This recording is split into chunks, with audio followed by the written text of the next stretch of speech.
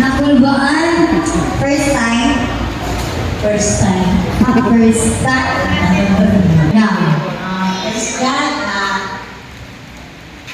Happy 22nd anniversary season Carol, isip alagad sa Ginoo, magtatagtag minsay. Ang atong tema is grow, gather, and go. Kung makita kini diri sa Hebrew 10:23 to 25.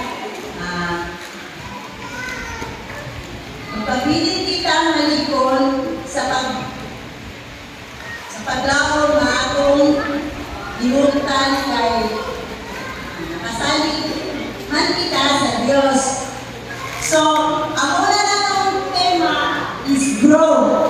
Grow is pagpalambot. Sama sa giingon ganina sa nagwali, dili lamang pagpalambot sa atong kaugalingong buhi, magtubo sa kita, aron kita panalaginan, dili lamang ginigan nato sa atong sab na mawalian sa pulong. O ang guys, kita tanan magagather, magugpong kita, dili lamang sa magugpong kita, aron maglambo kita para sa kaibigan sa atong Ginoo. Maglambo kita, magbugpong kita sa pulong sa Ginoo, ang magtubo kita diya kaniya o magpadayon kita sama sa go. Go is God's order. Mupadayon kita sa pagpangalaga diya sa atong buhi nga Dios. Dili lamang dinhi, kundi manggawas kita, muwali kita sa pulong sa Ginoo, so that na dili lamang kita ang pananalinan, kundi ang ubang usab na wala pa nagtuo sa atong Ginoo, or wala pa gid Ginoo sa ilang kinabuhi. So manggawas kita, mawali kita sa pulong sa Ginoo, so that madala na ko sila dinhi sa atong dalayang tuanan, aron mag-gather kita sa tuon sa pulong sa Ginoo. O daghang salamat.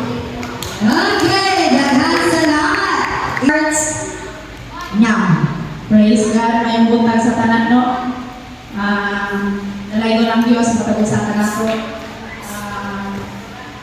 Atong tema karon, grow, gather, go.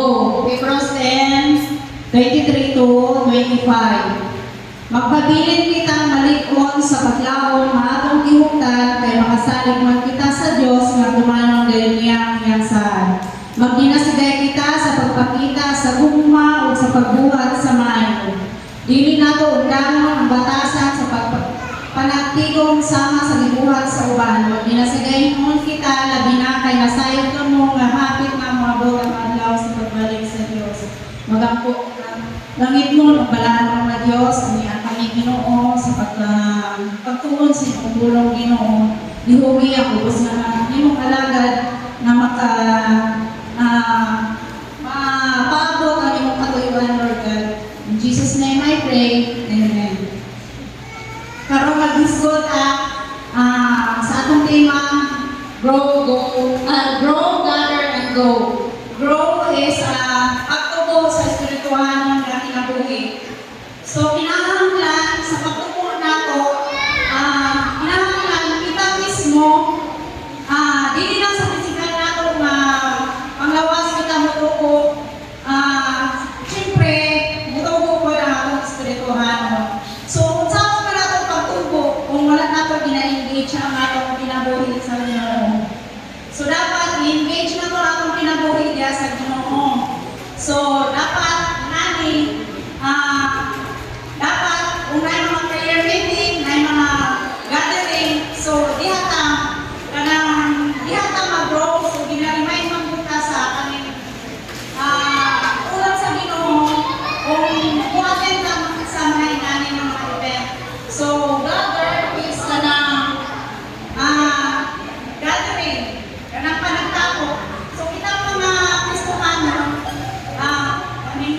ano galing ang mga tauhan ng kinaiya, magtapok-tapok ng galing na magchismis lang. So, dapat kita po na mga Kristohanon,